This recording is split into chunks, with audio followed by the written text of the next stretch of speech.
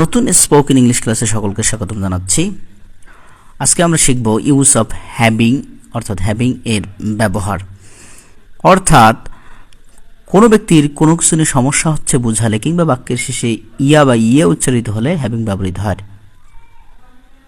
এর স্ট্রাকচার হচ্ছে subject plus be verb plus having problem অথবা ট্রাভেল প্লাস এক্সটেনশন, কিংবা হ্যাভিং প্লাস ভার্ব এর past participle form plus extension. যেমন আমার ঘুমের সমস্যা হচ্ছে, I am having trouble with sleep. আমার ল্যাপটপ নিয়ে সমস্যা হচ্ছে, I am having problem with my laptop.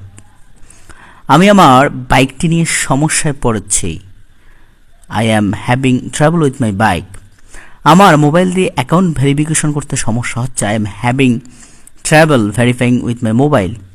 Computer শিখিয়ে আমি আমেরিকা যাব, having learned computer I will go to America.